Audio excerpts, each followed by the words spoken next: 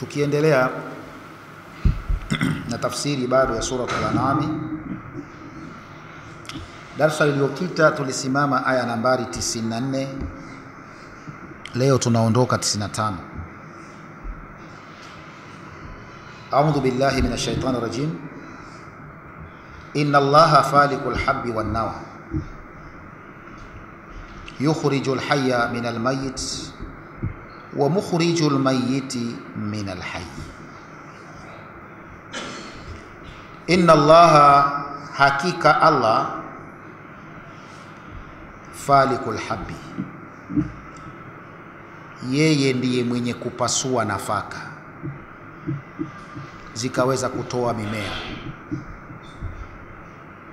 Inna Allaha, hakika Allah, falikul habbi, yeye ndiye mwenye kupasua nafaka kwa ajili ya kutoka mmea kwenye nafaka ile. Wanawa, na kokwa. Nafaka na kokwa, Allah yeye anasema ndiye anayezipasua zikaota mmea, halafu mmea ukawa mkubwa, binadamu wakafaidika na mimea hiyo. Ni yeye ndiye anafanya kazi hii. Kazi hii inapofanyika yafanyika hivi: yukhrijul hayya, anatoa kiumbe hai, minal mayit, kutoka kwa kile kilichokufa. Nafaka imekufa. Kama ni mpunga unakuwa tayari ushakauka, manake ndio ushakufa. Lakini Allah pamoja na maiti ile ya nafaka, ukiipanda, Allah anatoa kiumbe hai kwenye ile nafaka ambayo ni maiti. Unaota mche. Mche ule unakuwa ni mti ambao uhai, lakini umetoka kutoka kwa maiti. Ikiwa nukokwa, tuchukulie mfano ya fenesi. Unaichukua kokwa kavu, ishakauka, ishakufa, hiyo ni maiti. Lakini Allah anaipasua ile, akatoa hai minal mayit, anatoa kiumbe hai, yani mche, mmea unatoka kwenye ile kokwa ambayo ni maiti.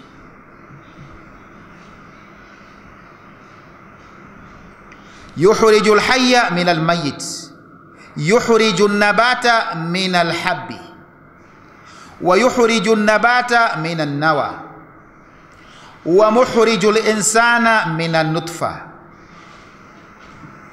wa mukhriju ad-dajaja minal bayd. Anamtoa binadamu kutoka kwenye nutfa. Nutfa ni mayit, jinsi. Anatoka kiumbe hai mwanadamu. Anamtoa kuku kutoka kwenye yai. Yai ni mayit, anatoa kiumbe hai kupitia kitu kile. Lakini anatoa mja mwema sana kutoka kwa waovu. Wale waovu ni mayit, atoka mtu mwema sana kutoka kwenye wetu waovu. Familia ya mijitu miovu mikatili, atoka mtu mzuri sana mwema. Yukhrijul hayya minal mayit.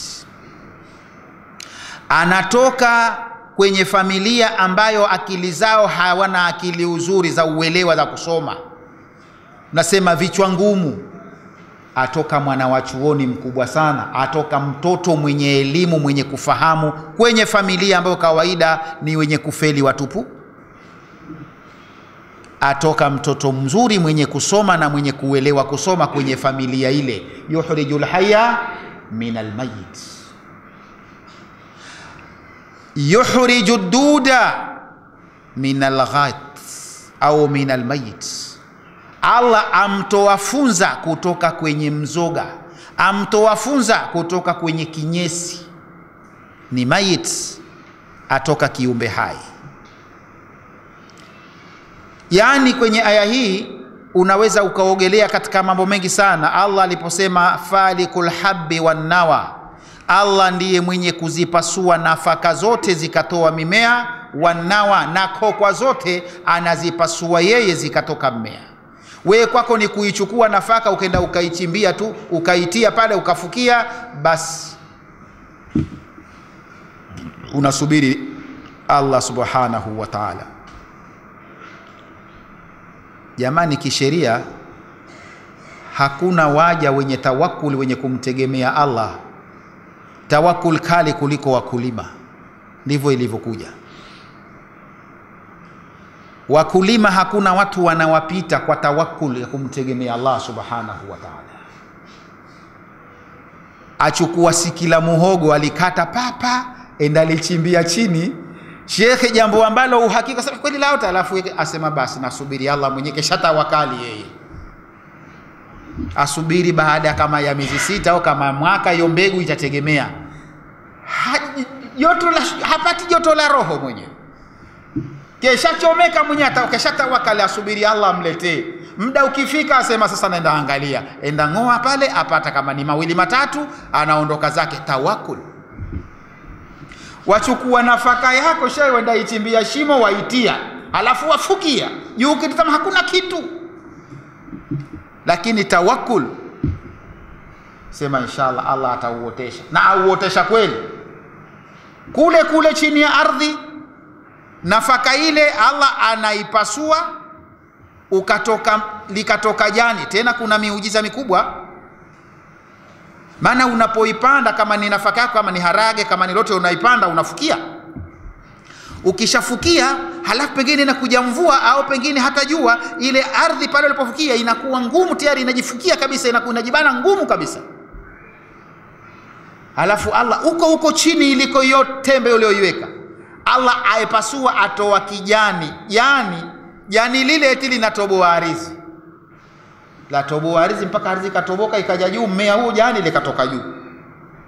We kidole chako huwezi kutoboa ikatoboka, wakati lile jani na kidole chako, kidole ni kimadhubuti zaidi kuliko lile jani, lakini jani la toboa mpaka likapenya likaja juu. Wewe kama utachimbiwa kwa chini huko, uchimbiliwe shimo kwa chini, uambiwe penyeza kidole mpaka kitoke juu, huwezi ukapenyeza ukatoa juu. Lakini jani lina nguvu eti ya kutoboa ardhi alafu likatoka juu. Halina uwezo mwenyewe, ni Allah. Thumma shakakna al-ardha shaqqa.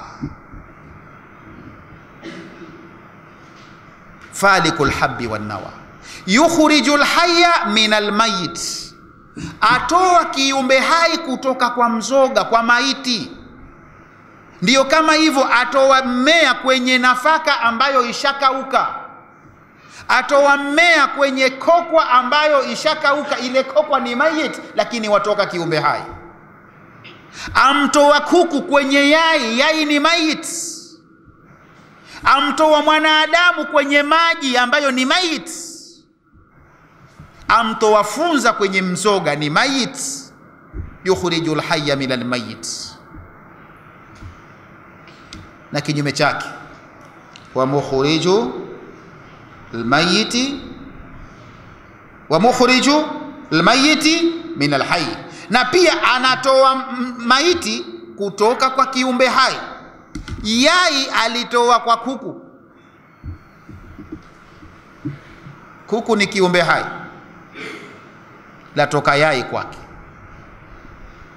Geuza tu pale pale tulipopita nyuma, geuza kinyume chake. Yukhrijul hayya min almayiti, atoa hai kwa maiti, atoa mmea ndio hai kwenye kokwa ambayo tayari ishafanyaje, ishakufa. Basi na kokwa yatoka kwenye mmea. Sisi tunafahamiana uzuri. Kokwa ni mayit, imetoka wapi? Kwenye mmea. Mmea ni hai, imetoka kokwa ambao ni mayit. Kwa hiyo wa mukhrijul mayyita min alhayy.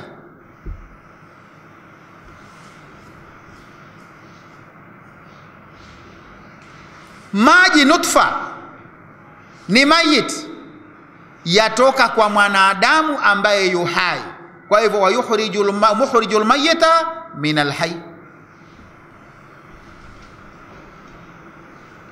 Atoka jitu halilkorofi kweli kweli, asi kwenye familia ya mashekhi watupu, Datoka jitu humo shekhe, mpaka ukauliza, ukiambiwa yule mtu fulani sema wakataa, yule si mwanawe.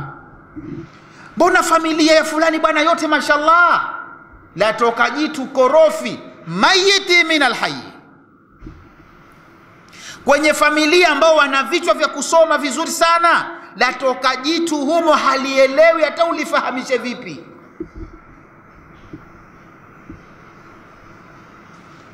Yuhriju wa muhrijul mayyita min alhayy. Allah hizo kazi anafanya. Dhalikumullah, huyo ndio Allah. Fa anna tufakuna, mwaelekezwa wapi nyie? Mbona mwapelekwa siko kwenye sijui Lata, Uza, sijui nani sijui, mwapelekwa wapi? Huyo ndio Allah mwenyewe wa kuabudiwa, ambaye yukhrijul hayya min almayyiti wa mukhrijul mayyiti min alhayy. Dhalikumullah, huyo kwenu ndio Allah. Fa anna tufakuna, wapi mnaelekezwa? Huko mnakoelekezwa siko. Inna Allaha wahdahu, hakika Allah peke yake, huwa alladhi yashukku alhabba, ndiye anayezipasua nafaka.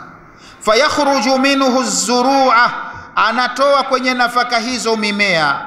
Wayashukku nawa, na anapasua kokwa.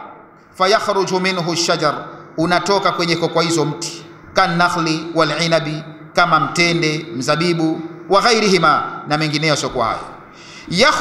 Yukhrijul hayya min almayyiti, atoa kiumbe hai kutoka kwa mzoga. Idh, kwa sababu yakhrujul insan, anamtoa mwanadamu. Wasair alhayawan, na wanyama wengine wote anawatoa min an-nutfa, kutoka kwenye nutfa, jins, mani. Wa yakhrujul mayyita min alhayy, na anatoa maiti kwa kiumbe hai. Idh, kwa sababu yakhruju nutfata min al-insan, anatoa mani kutoka kwa mwanadamu. Wal bayda min ad-dajaj, yai kwa kuku. Dhalikum alladhi yasna'u hadha, huyo ambaye anafanya hayo, huwa Allah, ndio Allah. Alladhi khalaqakum, ambaye kakuumbeni. Fakaifa tusrafuna ayuha almushrikuna, wapi mnaelekezwa nyie makafiri? Anil haki, mbona mnatolewa kwenye haki? Ma'ama tushahidunahu, pamoja na haya mnayoyashuhudia yote. Min badi' sunhi, kutokana na nguvu ya uumbaji wake, alafu mwaondoshwa mpeleka kwingine, mkubali kweli nyie? Falikul isbahi, pia yeye ndiye mwenye kuipasua asubuhi. Sasa hivi kiza, kuna usiku, basi badala ya kiza hichi, falikul asbahi, Allah anapasua asubuhi, mwangaza. Falikul isbah, yeye pia ndio mwenye kupasua mwangaza asubuhi. Badala ya kiza, Allah anapasua kiza, anapeleka mwangaza, kunakuwa kweupe. Falikul isbahi, yeye ndiye mwenye kupasua asubuhi, yani mwenye kupasua mwangaza.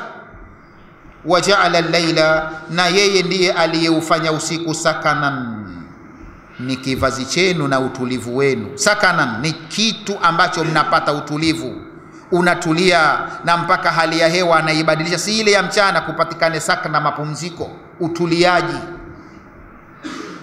Washamsa, na akalifanya jua, walqamara, na mwezi, husbana, kwa ajili ya kutoa hisabu za binadamu. Waja'ala al-shamsa, akalifanya jua, walqamara, na mwezi, husbana, hii akayafanya mawili haya kwa ajili ya kutoa hisabu za wanadamu, na kila moja inatoa hisabu yake. Anasema ash-shamsu wal-qamar bihusbani, jua na mwezi kwa ajili ya hisabu. Jua linatoa hisabu ya siku, mwezi unatoa hisabu ya miezi, mnaita month. Jua likitoka huku mpaka likitoka huku likenda huku likitua, manake siku inakuwa imefanyaje? Imeisha. Unahesabu jumaa ngapi imeisha.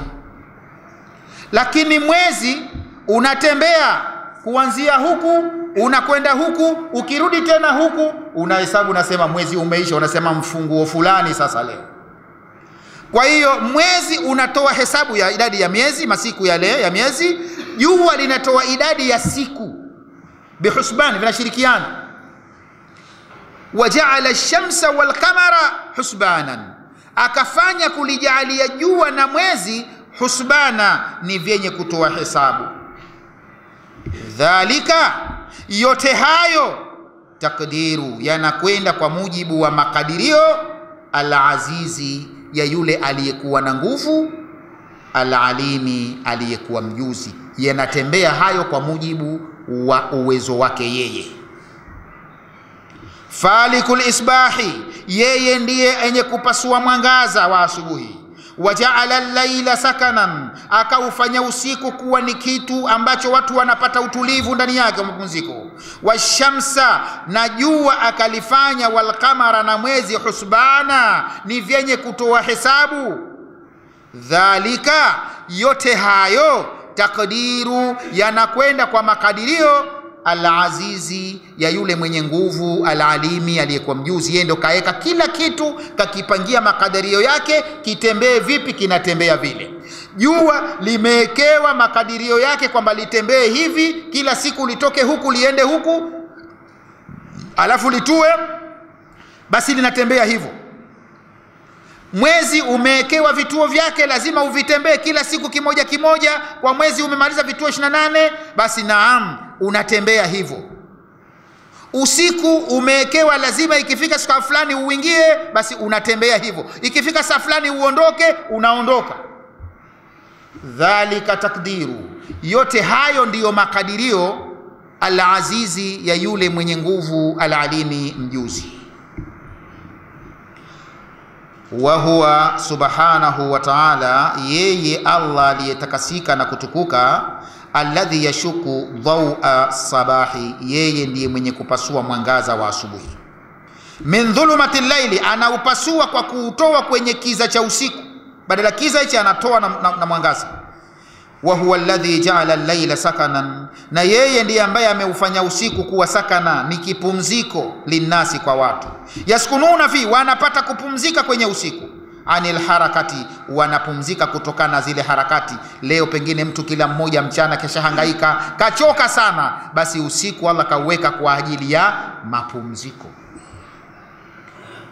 Na ingekuwa hakuna usiku, shekhe, ingekuwa taabu sana, binadamu tungeshindwa kuishi. Maana ingelikuwa machofu hayatoki. Machofu toka siku uliozaliwa wale, ingekuwa kila siku yanapandiana, yanakaliana. Lakini siri ya usiku, unapokuja, unakuja kuondosha yale machofu ulioyachoka leo. Yani umechoka, basi unakwenda unalala. Asubuhi ukiamka, shekhe, machofu yote yale ya jana yashaondoka. Unajinyongoa hivi kidogo, umekuwa mbichi, umerudia upya. Pengine jana ulifanya kazi, ulifika jioni umechoka, wanamwambia bosi wako, bwana mimi sasa hivi siwezi tena kufanya kazi. Na huwezi kweli. Lakini machofu yale yanaondoka, ukenda ukilala tu, ukiondoka usingizi umekupa mapumziko, kila kitu kimeondoka, umeanza upya. Asubuhi she unakwenda kufanya kazi kama jana hujafanya vile. Anil harakati li talabil maashi, kutokana na zile shughuli za maisha, mnapata mapumziko usiku. Liyastarihu min ta'abihim, ili wapate kustarehe, kupumzika kutokana na tabu zao walizopata. Fi talabihi fi nahari, katika mahangaiko yake ya mchana mtu. Wa huwa alladhi ja'ala ash-shamsa wal qamara, na yeye ndiye ambaye kalifanya jua na mwezi, yajriani, yanatembea, bihisabi muqaddari, yanatembea kwa hesabu iliyokadiriwa, ishapangwa.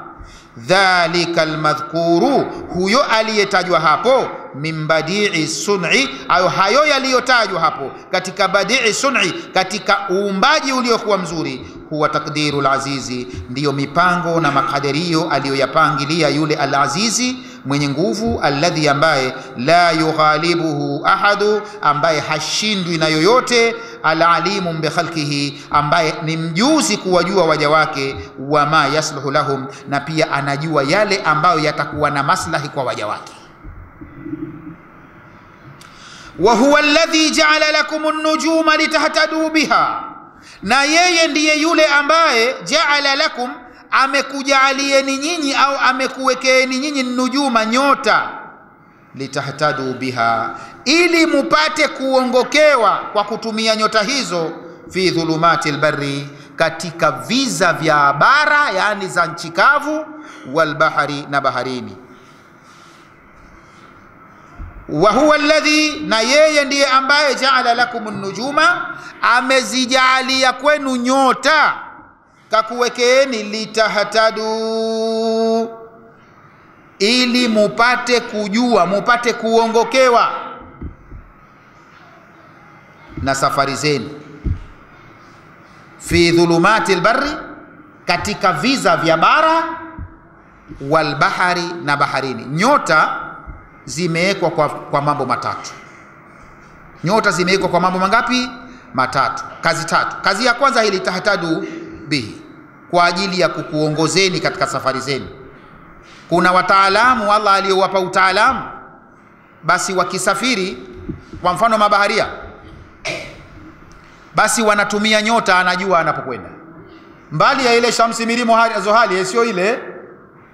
Kuna nyota akiitizama, kama ni safari ya usiku kizani, anajua mimi nakwenda Dar es Salaam, ajua jahazi kwa nyota ile pale ni tunge hapa, na kwenda pahala fulani kwa nyota ile ilipo, mimi itabidi nielekee wapi.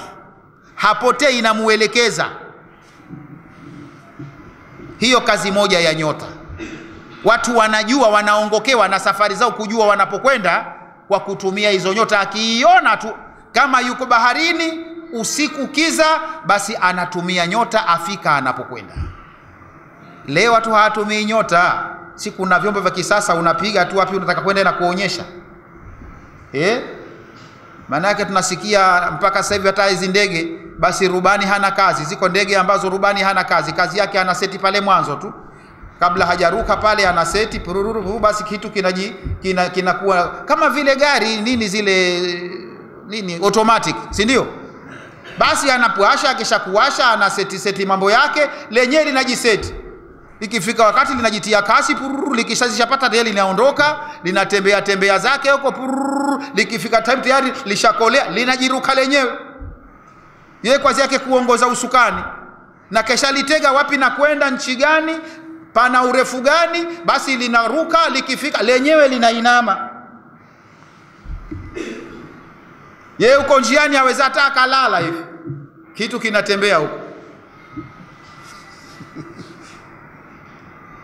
Tayari dijitali, si ndio? Hawatumii tena nyota sasa, lakini zamani hakuna vitu hivyo, watu wanatumia nyota katika safari zao.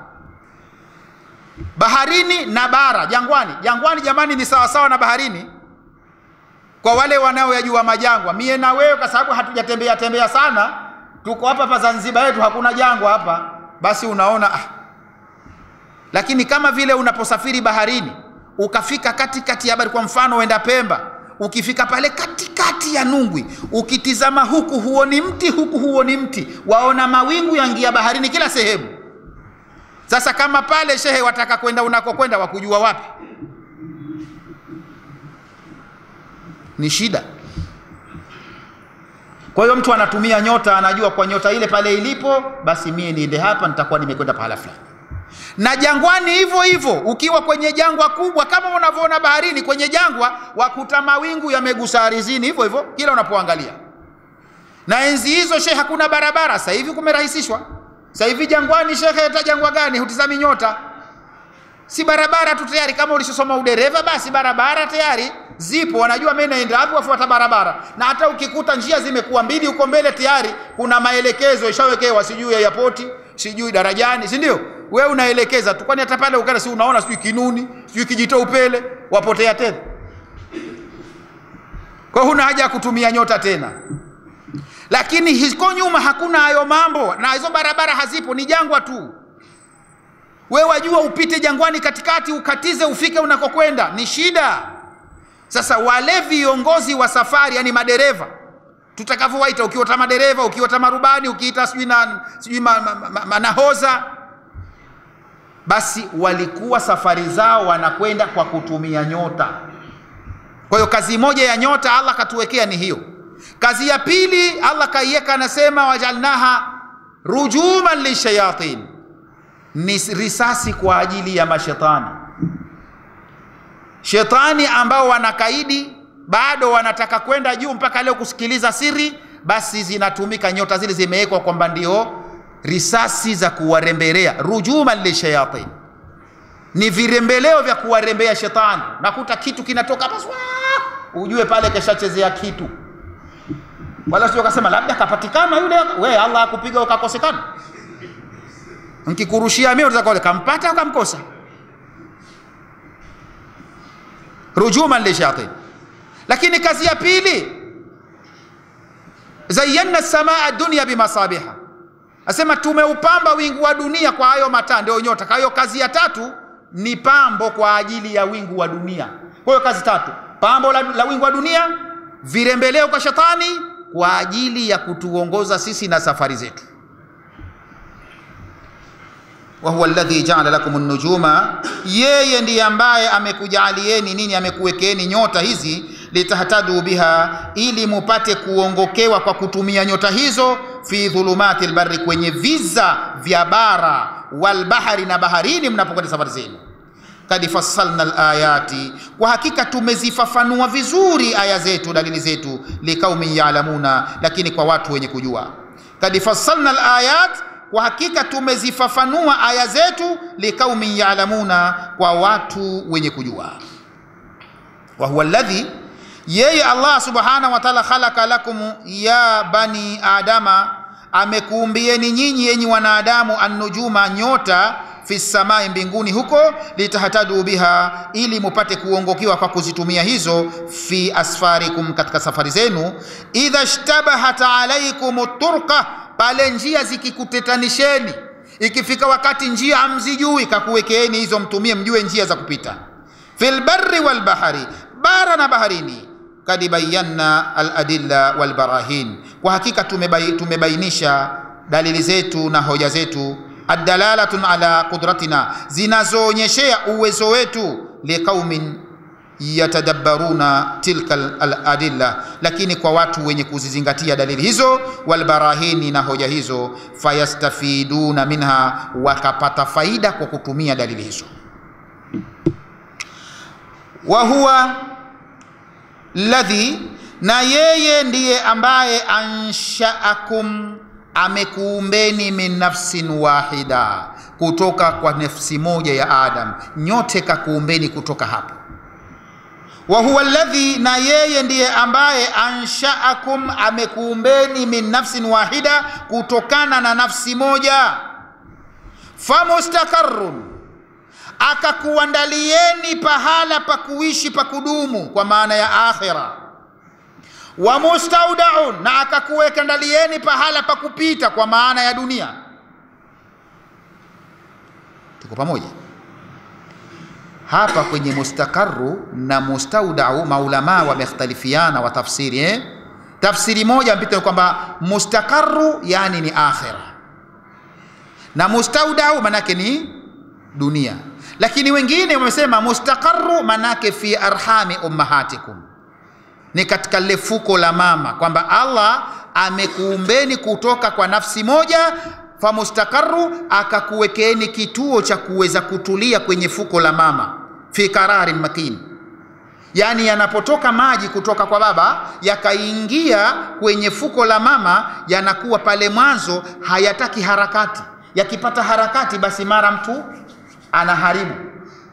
Kwa hiyo kuna kituo maalumu Allah kakiweka, anasema qararin makin, kituo yani yanatulia, hayapati mtikisiko. Kwa hiyo wakasema mustaqarru ni pale wengine. Na mustaudau wakasema ni kutoka kwenye mgongo wa baba. Tupo zote hizo ni tafsiri za mustaqarru na mustaudau. Wafasiri wamefasiri katika tafsiri tofauti. Kwa nasema wa huwa alladhi, yeye ndiye ambaye ja'ala lakum an-nujuma, amekuja huwa alladhi anshaakum, ni yeye ambaye kakuumbeni min nafsin wahida, kutoka kwa nafsi moja ni ya Adam. Famustaqarru, akakuandalieni pahala pa kuishi kudumu, yani akhera. Wa mustaudau, na pahala pa kupita, yani duniani. Napita unakwenda kule kwenye makazi ya kudumu. Tupo pamoja Kad fassalna al-ayat, kwa hakika tumezifafanua aya zetu, liqaumin yafqahuna, lakini kwa watu wenye kuelewa. Kad fassalna alayati, tumezifafanua aya zetu, liqaumin yafqahun, lakini tumewafafanulia watu wenye kufahamu, wenye uelewa. Wa huwa subhanahu alladhi, yeye aliyetakasika ndiyo yule ambaye khalaqakum min nafsin wahida, amekuumbeni kutoka kwenye nafsi moja, hiya nafsu abikum Adam, ambao ni nafsi ya baba yenu Adam. Fakad badaa khalqukum, limeanza umbile lenu, bi khalqi abikum, kwa kuumbwa baba yenu, min tinin, kwa udongo. Thumma khalqukum minhu, kisha likaja umbile lenu la kuumbwa nyinyi kutoka kwake. Wa khalaqa lakum ma tastakiruna, na pia akakuumbieni nyinyi sehemu ya kuweza kutulia, fihi, katika sehemu hiyo. Ka arhami, kama vile kwenye mafuko ya uzazi, ummahatikum, ya mama zenu. Wa mustaudian, na pia akakuwekeni na pahala pa kupita, tastaudiuna fihi, ambapo mnapita hapo. Ka aslabi abaikum, yani kama kwenye migongo ya wazazi wenu, baba zenu. Kad bayyana alayati, kwa hakika tumezibainisha aya zetu, liqaumin yafqahuna, kwa watu wenye kuelewa kalama Allah, wale wanaoelewa maneno ya Allah subhanahu wa, tumewafafanulia. Wa huwa alladhi, na yeye ndiye ambaye anzala minas samai ma'an, aliyeteremsha kutoka mawinguni maji. Fa akhrajna bihi, tukaotesha kwa maji hayo, nabata kulli shay'i, mimea ya kila kitu tukaotesha kwa maji. Ndio maana sema wajanna minal mai kulli shay'in hai, tumejalia kutokana na maji kila chenye uhai kinakuwa hai kwa kupitia maji. Pasi na maji hakuna uhai. Maji uhai uko kwenye maji. Na ndio maana hata mtu tu ana mawazo tele ya dunia, basi ile ukenda tu kule pwani, ukakaa tu kule Forodhani, ukayatizama yale maji, wapata uhai. Kata utawakuta watu si wengine kwamba labda wanastarehe, wengine wana mashaka, aenda kule apoteza, angalau anakwenda kuangalia maji kule kidogo, angalau mawazo yatoke, na kweli yatoka. Na ndiyo maana wale wenye uwezo wao kwa kulijua hilo, akijenga jumba lake, basi anaweka na bwawa la maji yanaruka ruka hivi, basi naam, akitosha kuchoka mwenyewe pale, machofu mengi, akaenda akikaa tu pale akiangalia, machofu kimbia. Wajanna minal mai kulli shay hai. Umechoka we mwenyewe, ukaenda ukijimwagia maji, unapata ubamba kunde. Huwa alladhi, yeye Allah ndiye ambaye anzala lakum minas samai maa, amekuteremshieni kutoka juu maji, yani mvua. Fa akharajna bihi, tukaotesha kwa maji hayo, nabata kulli shay, tukaotesha mimea ya kila kitu yakaota kwa kupitia maji.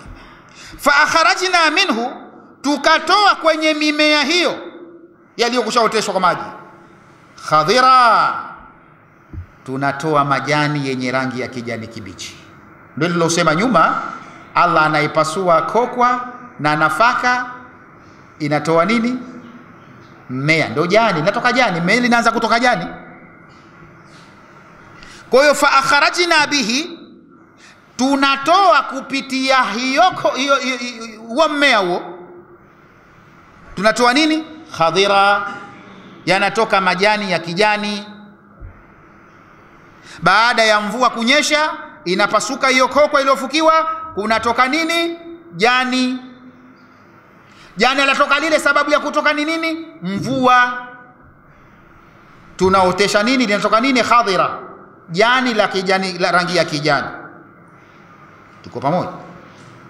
Nukhriju minhu, tunatoa kutoka kwenye hilo jani, haba, inatoka nafaka. Kwenye jani yaota nafaka. Sasa unakwenda unasema, karafuu zishatoa maua, kwani maua si jani? Au sio? Laanza jani.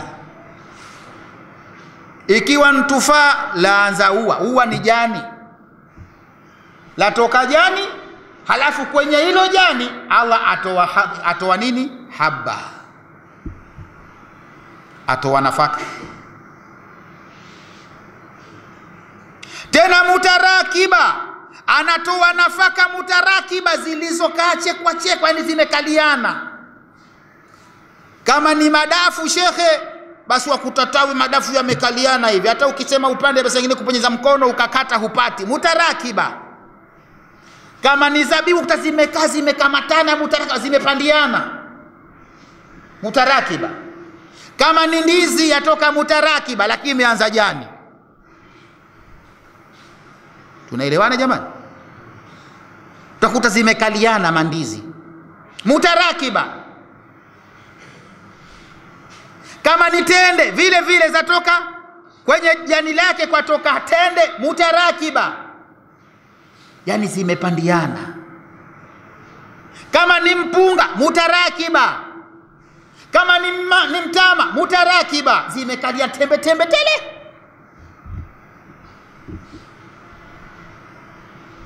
Habban mutarakiba. Sawa Wa minan nakhli, na katika mitende, min tal'iha, tunatoa kwenye tal'iha, kwenye zile kole zake, matawi ya kole zake. Tal'i ni zile kole, mie kwetu twaita kole, sijui nyewe kwenu mwahitaji. Sijui nikupigie mfano wa mnazi, maana tulozoea lile chaparara linalokaa madafu yote linaota pale, twaita kole, wengine ita tawi, au sio? Chuma tawi hiyo hapo, hizo ndio madafu hayo, si ndio? Ukiliita kole si wahitaji mimi. Mimi kwetu waita kole. Sawa Wewe tafuta jina kwenu ushalijua bila shaka, usiite niitavomie, maana utakuja sahau. Utakuja fika siku atakamsomesha mtu, utakuja kuita kole, wewe mwenyewe kole nini hujui. Ita lile ujualo. Wa minan nakhli, na kutoka kwenye mtende, min tal'iha, kutoka kwenye lile kole lake lile, kinwanu, kunatoka vitawi. Kwenye lile kole la tende kunatoka nini? Kuna vitawi mletele. Kinwanu. Dania, vimeinama hivi, maana vimejaa, maana mpaka vimeinama. Wa jannati, na mabustani mengine twaotesha, min anabin, kama vile kutoka kwenye mizabibu. Wa zaitun, na mizaituni. Wa rumana, na mikomamanga. Mushtabiha, majani yake yafanana. Zabibu, mzabibu, zaituni, mkomamanga.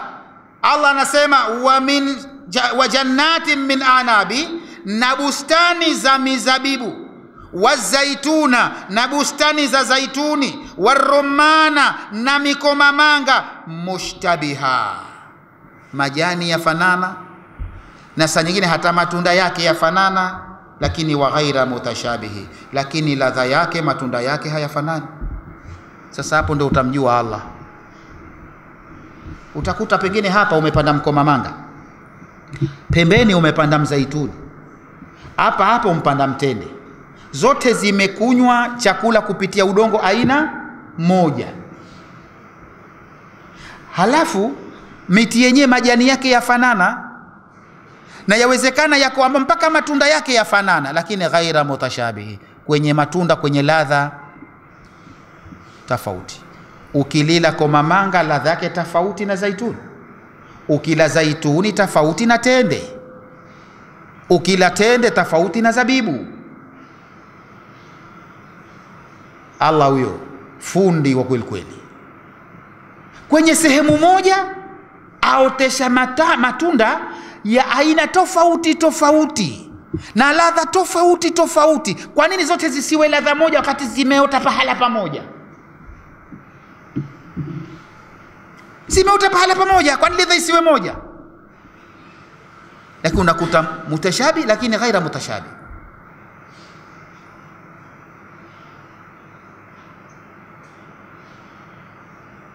Undhuru ila thamarihi, angalieni matunda yake haya. Idha athmara, pale yanapozaliwa matunda. Wa yan'ihi, na yanapoiva. Angalia, utamjua Allah. Yaangalieni matunda yake. Undhuru ila thamarihi, angalieni matunda yake, idha athmara, pale likizaliwa sasa tunda, wa yan'ihi, na linapoiva. Linapozaliwa kama ni tende, shekhe, ukiambiwa uile pale, shekhe, huwezi kuila, ina kakasi, hamna ladha yote. Hebu ndizi yazaliwa sasa, chukua, waweza itafuna, ina ladha gani? Lakini ikiiva, sukari, yatoka wapi sukari ile? Tena sukari ya ndizi iwe haifanani na ya embe, na zimeota pahala pamoja. Au hata hiyo ndizi, sukari ya ndizi pukusa iwe tofauti na sukari ya ndizi ya kisukari. Sukari ya mkono mmoja tofauti na mzuzu. Nani huyu muungaji wa hivi viungo? Fundi kweli kweli. Halafu haijatokea hapo huyu muungaji anaunga hivi viungo hata siku moja kuteleza. Maana binadamu twateleza, hata kama unataka jamaa pika huyo vizuri kweli kweli, basi leo atapika chakula ataunga vizuri sana, kesho vizuri, kuna siku atazidisha chumvi au atapunguza. Lakini huwezi ukakuta tunda ukakuta hili mbona tamu, hili si tamu. Ukilikuta si tamu, wewe umeingia kazi ya Allah. Na ndio maana tumekatazwa, ni kosa kubwa. Umeingia kazi ya Allah, hujalisubiri embe likapea, ulichuma mkenda mpiga moto. Yani Allah hajamaliza kutengeneza, wajifanya fundi, wenda lichuma, wenda tengeneza we kwa moto, basi halina ladha. Lakini ukimwachia fundi mwenyewe au unge mwenyewe, utaona ufundi wa Allah subhanahu wa ta'ala. Vyote hivyo haba na matunda tofauti tofauti, mutashabihi wa ghairi mutashabihi. Kwa nini? Huyu anayeunga hakosei kuunga, hajazidisha sukari hata siku moja. Sukari ya dodo isiwe sawa sawa na ya boribo. Yani hata ufumbishwe macho hivi, uambe fumba macho usifumbue, haya bwana nakuletea embe hapa, haya ukatiwe, wewe tia mdo fumba mdo utiliwe, bwana sema hii ladha ya embe, kwa sema hii boribo hii, tena utasema hii ya muyuni tayari na ukitiliwa usema hii si dodo, kwani hii ladha tu wajua, haizidi haipungui, haijifanyi wenyewe, yuko anayefanya yale. Huyu jamani ndio wa kumwabudu, kwa sababu yaonekana ana uwezo mkubwa kweli. Wewe washindwa na kuunga chakula na vitu vyote umewekewa. Linapokuwa tunda changa, shekhe, linakuwa kali. Pengine embe utakuta pale changa linapoota ni kali, lina ukafu. Likipea linakuja kuwa na sukari, likiiva sukari kabisa. Imeingia wapi? Tena yawezekana lishapea, umekwenda kulichuma lishapea, pale lipe ukilikata ukilila haliliki bado kali. Wenda kulieka mvunguni, si ndio? Basi kila likikaa la watamu, kila likikaa likiiva la watamu. Ule utamu watoka wapi? Ulipenya vipi? Au pale ulipolivumbika embe lako palikuwa na sukari imeingia likawa tamu? Kwa sababu umetia kwenye gunia, mlikuwa na sukari kwenye gunia.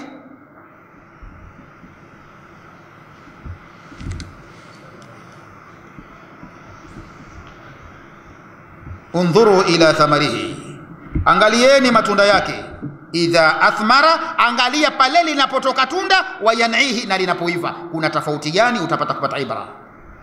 Inna fi dhalikum la ayatin, hakika katika hayo kwenu kuna dalili tosha zinazoonyesha uwezo wa Allah. Lakini liqaumin yu'minuna, kwa watu wenye kuamini.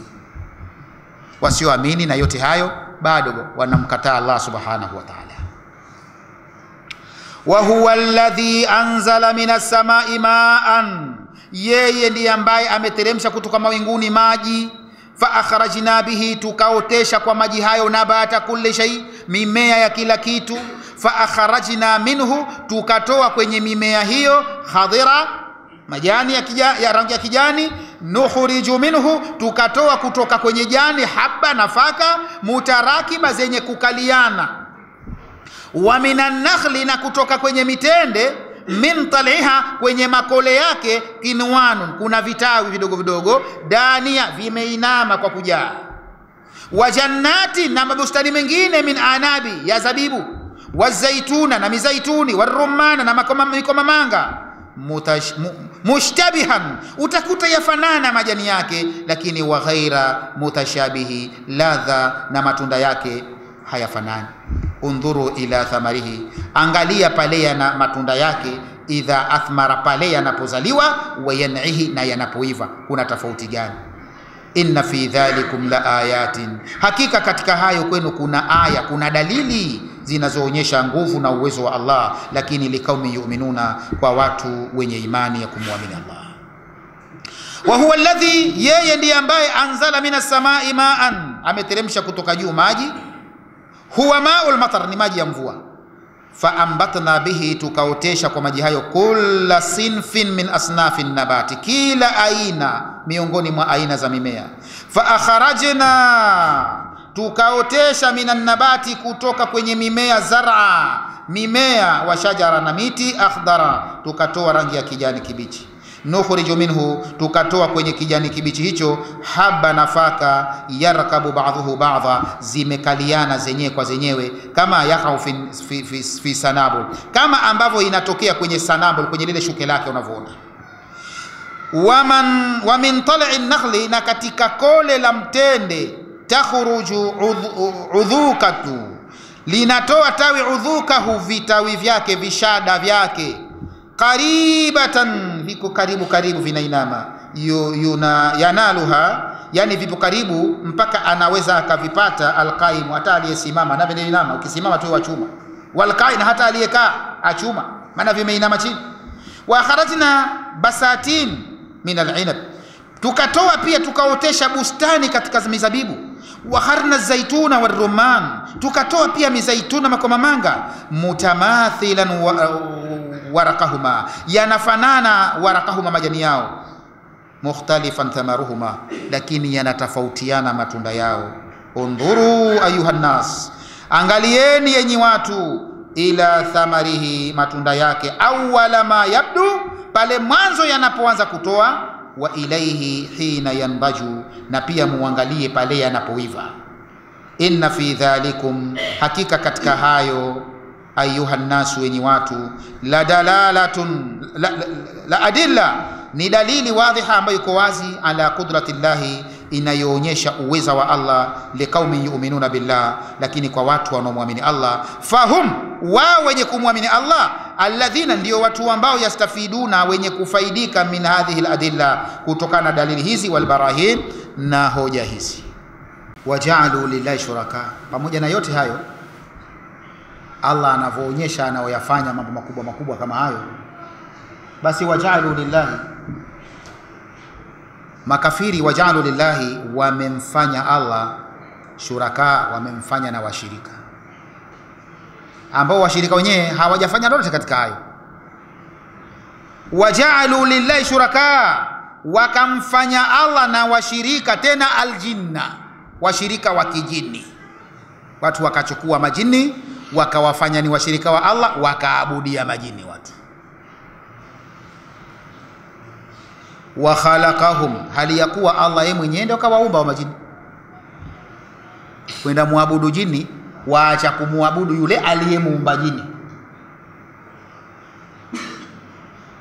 Hiyo ni kufeli kwa akili. Watu walikaa wakaona majini wana uwezo mkubwa sana, basi wakawaabudu, wakaacha kumuabudu yule ambaye yeye kawaumba majini. Maana ikiwa wao wana uwezo halafu wao wameumbwa, basi huyo aliyeomba kawapa uwezo, basi yeye huyo aliyewapa uwezo hakuwapa uwezo, ila yeye ana uwezo wa ziada. Kwa hiyo ina maana atakuwa anayestahili kuabudiwa ni yule ambaye yeye kawaumba wao, akawapa huo uwezo ambao wewe wakudanganya mpaka ukahisi hawa ni waweke daraja ya waungu, ni waabudu. Pamoja na ubanifu wote Allah anabainisha makubwa, madalili kama alionyesha anayoyafanya, bado watu waja'alu lillahi shuraka, wakamfajalia Allah na washirika, aljinna wa kijini, wa khalaqahum, na hali Allah yeye ndo kawaumba wa majini. wa kharaqu lahu, wakamsingizia Allah banina, wakamsingizia watoto kwamba Allah ana watoto. Mayahudi wamesema Allah ana mtoto nani? Uzairu ibnullah. Mayahudi wanamuita Uzairi mtoto wa Allah. Tushasahau tulipokuwa tusoma suratul Baqara, maana tumesoma miaka mingi huko nyuma, kwenye juzuu kama sikosei ya pili kule mwishoni kuna kisa cha Uzairi. Kile kisa Allah aliposema au kalladhi marra ala qaryatin wa hiya khawiyatun ala urushiha faqala anna yuhyi hadhihi Allahu ba'da mautiha faamatahu Allahu 100 ami thumma ba'athahu. Yule ndiye alikuwa Uzairi. Basi Mayahudi walimwita Mungu mtoto wa Mungu. Kwa nini? Kutokana na kisa ambacho kakifanya kilitokea. Uzairi alipokwenda akapita kwenye eneo hilo ambalo Allah kalitaja, mpaka akasema hivi Allah natamani hapa huishe na mie nione, anna yuhyi Allahu ba'da mautiha. Allah akamfisha pale miaka 100, na alikuwa na punda wake na vyakula vyake, maana alikuwa safarini kule nyumbani kwake. Alipoondoka watu ikawakapotea mazingira gani ya kutetanisha, hajulikani wapi, tafuta mpaka watu wakatulia wenyewe. Jua basi. Baada ya miaka 100 Allah akafanyaje? Akaja akamnyanyua, akamfufua. Alipokuja kunyanyuka, kufufuka, palikuwa porini, ajikuta yuko katikati ya mji. Allah kesha, sitaka uone Allah anapahuisha hapa. Akajiuliza, nimekaa muda gani hapa? Maana alilala pale, alikaa pale isika alikuwa ni asubuhi. Sasa kuja kufufuliwa, kuamshwa jioni, akasema itakuwa nimekaa baadhi ya siku, maana ilikuwa asubuhi, sasa hivi nimeshtuka wapi? Jioni. Allah ambia bwana sikiliza, bal labitha 100, bwana ukaa miaka 100 hapa.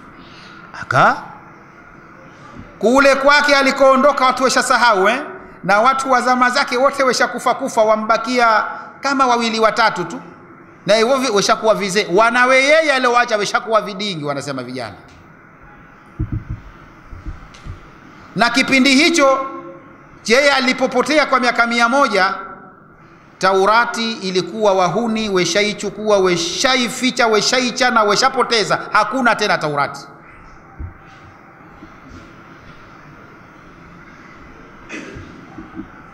Basi akaambiwa mkaa 100 bwana. Allah kamwekea na ushahidi. Ushahidi ni chakula chake na nini? Na punda wake. Anaambiwa undhur ila taamika, angalia chakula chako. Maana ukiulizwa kwamba miaka 100 usema sasa miaka 100 mbona mimi nimelala sijazeeka, mbona niko hivi, au sio? Basi kama dalili, tazama na chakula chako kimeharibika bwana. Hakijaharibika. Kama vuna wewe hujaharibika, huja wakizee. Maana umri ule aliolalia kanyanyuliwa kwa umri ule, hajaamka pale tena kizee kutembea kiwezi mvitupu, na umri wake umestopishwa. Sasa akaekewa dalili nini? Chakula chako. Mbona basi mimi miaka 100 mbona niko vile vile? Nama chakula chako angalia kimeharibika. Hakijaharibika. Sasa dalili ya kwamba ukaa 100, punda wako muangalie. Punda akuta mifupa shekhe ishachaka, yani akimwona jua kweli punda yeye Allah kamuozesha, kaharibika mifupa nyanga, ukishika hivi yamungunyuka. Kapata akamwambia kweli huyu punda dalili kwamba miaka mingi. Sasa mie sijazidi umri, nimewekewa chakula kwamba hataki chakula, Allah ana uwezo wa kukizuia kisiharibike. Kama unaweka kuzuia umri wako usiende juu. Basi akarudi sasa mjini. Kurudi mjini kwake hakujui tena. Nikwambia siku moja mtu apotea kwake. Sasa hivi miaka 100 sio fikire kwake hakujua. Ikabidi apite akiuliza, jamani kulikuwa na mtu aitwa Uzairi wapi? Wewe unataja Uzairi wewe? Uzairi miaka mangapi? Mbaki historia tu. Kwani wewe nani? Hajisemi. Uzairi bwana, mji uko wewe, nenda tu. Uliza mpaka kafikishwa, mbona Uzairi bwana alikuwa akiishi wapi? Pale nyumba yake ndio ile pale ilikuwa. Alipokwenda wanawe washakuwa vizee kuliko yeye baba. Wamuuliza, kwani wewe nani? Anambia mimi jamani Uzairi. Wanawe anambia usituletee za kuleta. Si baba yetu kapotea miaka kadhaa. Tuambia wewe ndio Uzairi wewe. Vishakuwa vizee wao. Kama mimi Uzairi. Hapana bwana. Yule mtoto mmoja kaambia mimi nakumbuka babangu ana alama ya kizalia katika paja lake. Katika bega lake ana alama. Unajua kizalia? Wengine hawajui. Tu mjini eti. Kuna alama fulani wazipata zamani utotoni, ambao una ndugu wangapi? Yaani ulikuwa na vibaka vile sema una ndugu wawili. Sie kwetu aita kizalia, sio nyewe mwahitaji. Sasa mwanawe mmoja anakumbuka wewe marehemu, maana sio marehemu sijui, baba yake alikuwa ana hicho kizalia. Kaambia mimi nakumbuka, kama wewe ndiye kweli hebu fungua, mimi nakumbuka baba ana kizalia. Kufungua anakuta kipo. Kweli. Kuna mama mmoja kesha ambaye wazama zake kesha kuwa kipofu. Akaenda akaitwa, mama Uzairi karudi. Uzairi karudi, msinidanganye nyinyi. Akalia sana, Uzairi mcha Mungu kama yule hajarudi, hakuna, hawezi kwani akaja. Akapelekwa niitieni. Alipokuja anaulizwa, wewe ndio Uzairi? Mimi ndio Uzairi mama. Mimi sikubali. Uzairi ndio wewe, ndio Uzairi mcha Mungu. Hebu kwanza ninavyomjua mimi Uzairi ni mcha Mungu, akiomba dua ya kubalika. Kama wewe Uzairi, kwanza niombe dua kwanza nione, ili nikuone njue kama Uzairi kweli. Hapa si uhakikishi kama ndio wewe. Akamuelekea Allah, macho yametoka kweli kweli mzima. Akamwangalia, jamani, Uzairi ndiye kweli. Mimi yamjua eti. Taurati ishafyekwa Uzairi akaja akaiandika yeye mwanzo mpaka mwisho, kutoka wapi? Ndio wakasema huyu atakuwa mtoto wa Mungu sasa huyu. Maana anaweza kuandika kitu kama hicho kutoka kichwani kwake miaka yote. Huyu bali Mungu mwenyewe. Tena kila mmoja akaita vyake Ibnullah. Kwa hiyo wa khalaqu lahu banina, wakamsingizia nini? Watoto. Wakristo wao wakasema Isa ndio mwana wa nani? Mwana wa Mungu. Makuraishi, malaika banatullah, ni mabinti wa Allah, si ndio? Wa kharaqu lahu banin, wakamvumishia watoto kwamba eti Mungu ana watoto. Kharaqu lahu banin, wamemsingizia, wamemvurumishia. Si utatafuta neno kusema, kama ni kuvurumisha, kufusingizia utajua wewe. Wa kharaqu lahu banina, wakamvurumishia watoto. Yani wakadai kwamba Allah ana nini? Ana watoto. Wabanati, banina wa kiume, wabanati na watoto wa kike, bighairi ilmi, hawana pasi na ujuzi, hawana elimu hiyo. Subhanahu, ametakasika Allah na watoto wa kiume na kike hana. Wa ta'ala, na ametukuka sana, amma yasifun, na hayo wanaosifia nayo. Waja'alu lillahi shuraka, wakamjalia Allah na washirika aljinna wa kijini. Wa khalaqahum, na Allah wakati yenda kawaumba hao majini. Wa kharaqu lahu, wakamsingizia Allah banina, watoto wa kiume, wa banati na wa kike, bighairi ilmi, pasi na elimu. Subhanahu wa ta'ala, ametakasika Allah na kutukuka, amma yasifuna, na wanomsifia nayo. Badi'u samawati, yeye ndiye aliyezivumbua mbingu, hakuziiga pahala. Yeye ndiye mvumbuzi wa mbingu, wal ardhi. Anna yakunu lahu, atakuwaje na mtoto, wala mtakun lahu sahiba, na wakati hana mke. Kabla hamujatuambia kwamba sijui Isa mwana wa Mungu, tuambieni mke wa Mungu nani? Anna yakunu lahu walad, atapataje mtoto, wala mtakun lahu sahiba, na hali hana mke? Au mtasema Mariamu mke wa Mungu? Matusi. Ndio maana Allah anasema takadu samawati yatafattarna, mbingu yakaribia kuachana, watanshiqu watahirru aljibala, sijui na milima pasuka. Kwa nini? Andau lirrahmani walada, kwa kule kudai kwamba Allah ana mtoto. Unaposema Allah ana mtoto, maana yake alimuoa huyo Maryam, na kama hakumuoa tutauliza harusi yake ilifanyika wapi? Na kama harusi haikufanyika, maana yake basi astaghfirullah, subhanallah, maana itakuwa Allah kafanya zina, kabaka, au ni matusi. Ndio acha mbingu zipasuke zikatike kwa neno kama hili. ili awe na mtoto kwanza awe na mke. Kaoa lini? Na hiyo harusi yake nyewe mlishuhudia. Nani aliyemuozesha? Hawezi kuwa na mtoto pasi na kuwa na mke. Anna yakunu lahu walad, atakuwaje na mtoto walam takun lahu sahiba, na hali hana mke?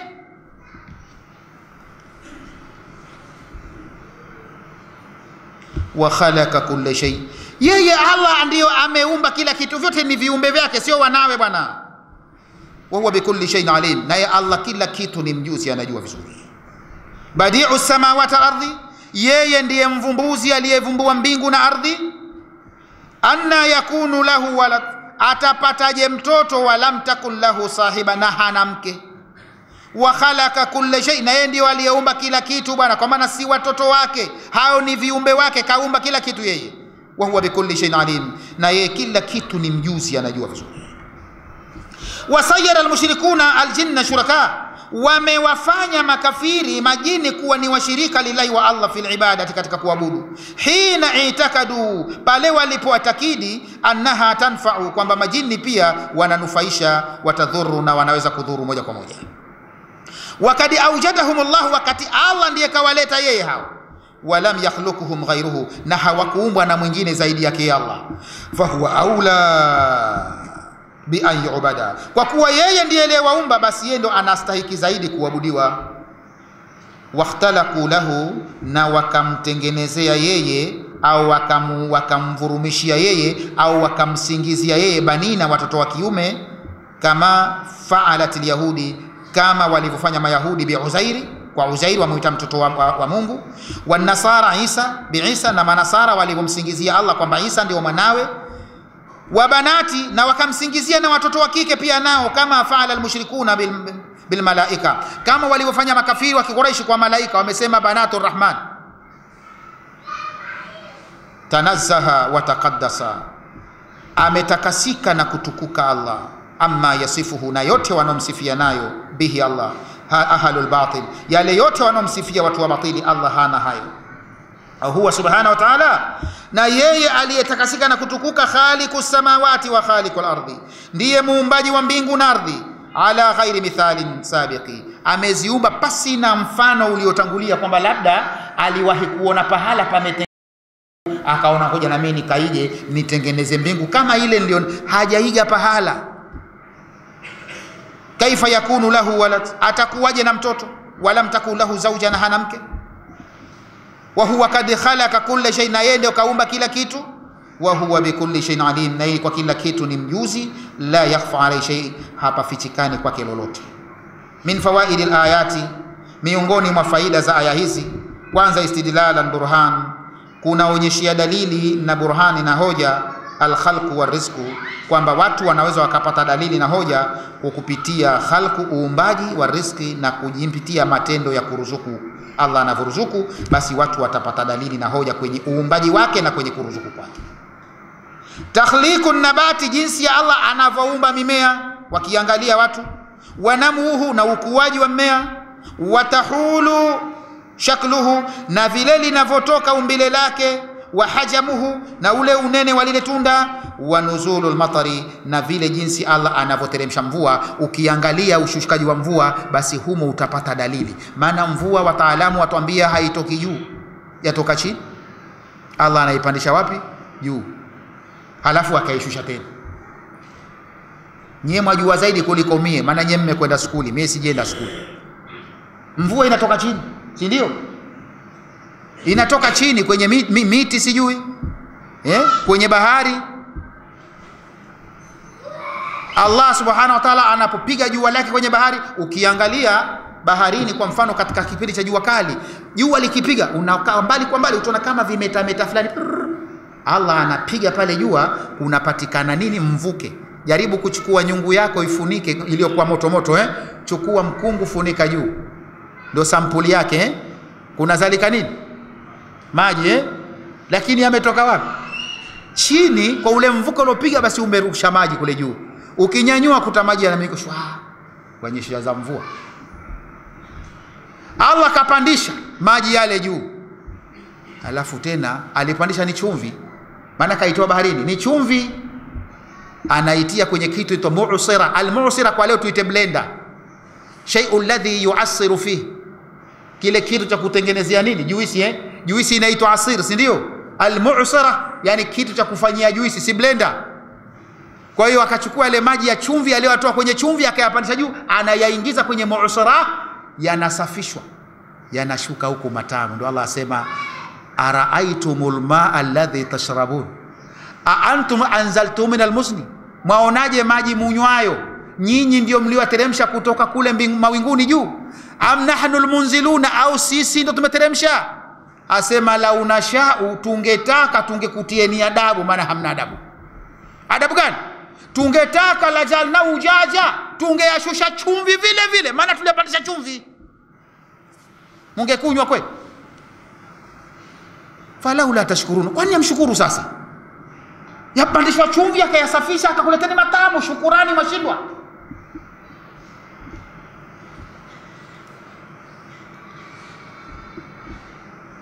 Kwa hiyo katika hayo yote kuna dalili wa intidhami anasema Barahini nuzulul matar wa biburhani alharaka, na vile vile kwa kuchukulia dalili za haraka, zile harakati za viumbe, ka harakati al-aflak, kwa mfano kama harakati za zile sayari zinapotembea jua, mwezi, kasema zinatembea tajiri limustakari la, ndio?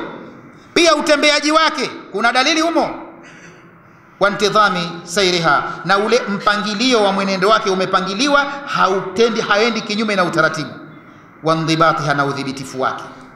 Wakila huma, yote hayo dhahirun, ni yako wazi, mushahidu, yashuhudiwa, ala infiradi la, yanatoa ushahidi ya upwekekaji wa Allah birububia, kwamba amepwekekaye peke yake kuyafanya hayo. Maana rububia ni matendo ya Allah kwa waja wake, wastihkaki luhuluia, na kwamba yeye ndiye anastahiki kuabudiwa. Lakini pia bayanu dhalalu wa sukhfi uquli almushrikina, aya hizi pia zimetubainishia dhalal, upotovu, wa sukhfi, na upumbavu, uquli almushrikina, wa akili za makafiri, fi ibadati biljinna, kwa kule kuabudu kwao majini. Hapa yaonyesha upumbavu wao, na kwamba wapumbavu kweli. Maana kule kwenye suratu gani kule Allah anasema ingekuwa majini wajua na wana uwezo, basi wasingekaa kwenye adhabu. Nabii Suleimani alikuwa akiwatuma kweli, ati siele watutuma wao leo wakaa kwa wamwabudu, watumika kwake. Suleimani alikuwa akiwatuma, tena akiwapigisha zege baba kweli, alikilazu kiporo. Wamejenga msikiti wa Baitul Maqdis, wameujenga wao. Nabii Suleimani alayhi salam, tena Nabii kama tuseme alikuwa akashapata message kwamba atakakufa, akajua hawa mimi nikifa atakuwa wagumu, hawatafanya kazi. Akakaa kwenye sehemu, akaegemea ukutu fimbo yake, ambia afanyeni kazi, jenge. Jamaa chezea zege kweli, baka wishachoka, sema jamaa mzee leo kaamua, yani basi hatuambii basi. Kumbe mzee hayupo tena bwana, keshakufa zamani. Wajua jamaa anaangalia tu vipi tena kwa bidii, mpaka katoka dabatul ardhi, nchwa, kenda kala fimbo mpaka nchwa ale fimbo mpaka ilimalize kulika leo. Siku nyingi sana hiyo. Wote wako kwenye fimbo kuliwa na mchwa, ikalika ikakatika, ndo jamani kaja chini kusema kumbe jamaa kishakufa lo wa maji. Ndio Allah asema ingekuwa wajua hawa si wengekaa kwenye mateso yoyo, siku ile ile ingejua kashakufa, mimi sifanyi kazi tena bwana, shachoka. Lakini ajua jamaa mzee yupo anatamba hapa, nikiregea hapa atanipa adhabu. Sasa hayupo bwana, si ndo tuabudu wao leo, Kinyankera sijui wa Sanda sijui nani sijui, hana lolote. Maana utashangaa vo, ama kweli shekhe, kweli huu ni ujinga Ani mtu atafuta jini lake hilo aambiwa hilo baba bonge la dude hilo laja kumlinda yeye na kuja kumsaidia lakini hajiulizi akishalichukua kwani kunachukua ambapo aliweke kipembeni alafu liwekea asali. Kumbe hata asali shindo kuipata yeye. Zinja madukani atakwenda kununua, hata wewe waweza kwenda kununua waipata, au sio? Hata ukisema wewe nitaka sina pesa nikaibe, waweza iba ukaipata. Yeye ati haipati. Halafu kwa shindwa kupata asali yeye wewe haweza kukusaidia nini huyu? Umwekee ndizi ya kijakazi. Ndizi ya kijakazi atakomba azipata, yeye amshinda umwekee wewe. Wallahi komba tu anapita anakuja sikia tena anakupa taarifa za kwa anakuja kula na haipata. Yeye ndizi umwekee ndizi mbivu kipembeni, si ujinga basi kwa ndizi mpaka umwekewe. Halafu wasema akusaidia nini huyu? Ndio huo upumbavu wa akili za watu wenye kushirikisha Allah. Lakini ungepiga akili yako vizuri, huwezi ukawafanya kuwa ni wako wenye kuabudu hawa.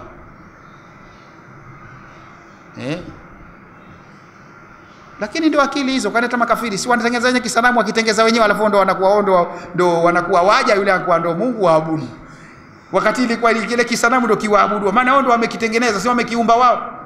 Sasa yule muumbaji hawa ndio mja, muumbaji wa Mungu. Umfinyanga mwenye kisanamu chako alafu ati wakiabudu, wewe ndio unakuwa makhluku wake. Akili hizo. Inshallah tufike hapo, wallahu aalam. Kama kuna swali tuulize inshallah.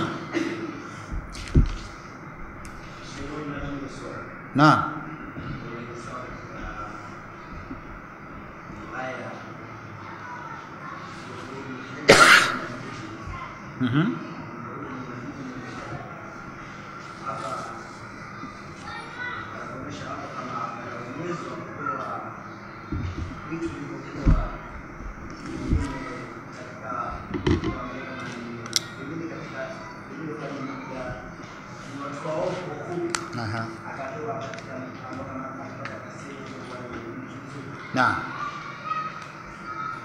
Na kinyume chake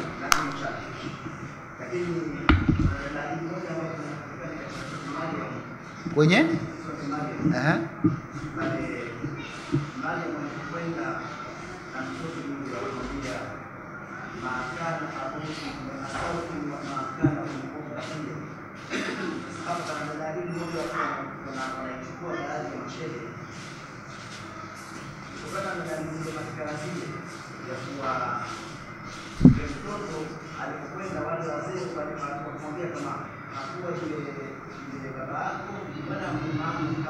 hawakuwa malaya.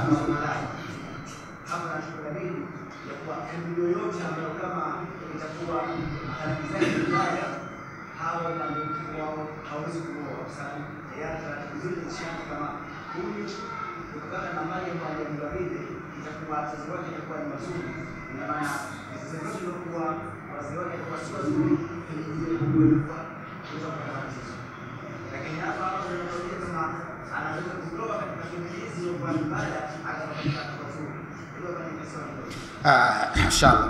Unajua hapo kuna tofauti kidogo. Sawa Kwanza zile dhana watu wanazodhania kama hivyo ni dhana sio kwamba kwa kuwa kweli Mama Maryam alipokuja na mtoto, wale watu walijengea ushahidi wakamwambia, we umetoa wapi? Maryamu, hii tabia umetoa wapi? Makana abuki mrasawi, baba yako hakuwa mtu muovu, wa makanat ummuki baghia, na mama yako hakuwa malaya. Kwa nini? Kwa sababu wakijua kwamba kawaida ya zina shekhe dainu, azina jarimatu dina dainu, kosa la zina nini? Ni deni. Imam Shafi rahimahullah amesema man yazni yuzna, atakayezini na ataziniwa, walau bijidari, hata kwa ukutani kwake tutamwambia fanya haraka haraka uondoke kabla jamaa hajatokea. Akasema man yazni fi baiti ghairihi bidirhami fi baitihi yuzna bighairi dirhami, atakayekuwa anafanya zinaa kwa wenzake kwa kutoa pesa ahonga ili nini, kwake kutaziniwa hakutolewe ndururu tena, zaweza toka huko mtu akatoa pesa akampa mtu aje amfanyie hilo jambo. Tupo hii ni utaratibu ambao upo kweli wa deni, sawa lakini sasa si kwamba ndio ala sabili al-itlaq, sio kwamba ndio huu utaratibu kwamba ndio mutlaq moja, kwamba ndivyo ile kwamba yote aliyefanya zina inaonekana kwamba mzazi wake alifanya kwa hiyo alipizwiwa. Nafahamika sijui lakini kwamba hili jambo vipi lipo kweli. We shekhe, ukiwa una tabia ya kuibaiba utaibiwa, kama si mke, kama si dada, kama si mama, wote katika huo atakayezini na yatafanyaje? Ataziniwa kwake. Lakini si sabile ala al-itlaq, tunasema si kwamba ndio hii moja kwa moja iko hivyo. kwamba ichukuliwe kila aliyefanyiwa zinaa itakuwa naye alizini. Wako wengine wanafanyiwa jambo hilo kama ni mtihani kwake, wala hajafanyapo zinaa. Tupo Sasa kwa kulijua hili, ndio wao kwa kigezo chao kibaya wakaona kwamba huyu yawaje afanye hivi apate mtoto ambaye hana baba, wakati wazazi wake sio tunavyojua wema, na wao wanavyojua kwamba zinaa kawaida inakuwa ni nini? Ni deni. Yani wanlipia nani wewe Mariamu? Maana kuna deni, labda wamlipia nani? Baba yako unaona deni hilo hana, wala mama yako deni hilo hana, kwa sababu ya ufahamu huo ambao wanafahamu baadhi ya nani, ya watu. Sheikh Hamisi, unanielewa vizuri Lakini yawezekana mtu akawa mkorofi kama ilivyosema kutoka kwenye viumbe waliokuwa hai ndio wema, akatoka mtu muovu, akatoka mzinifu, kumbe ile familia zina wala hawaijui kabisa.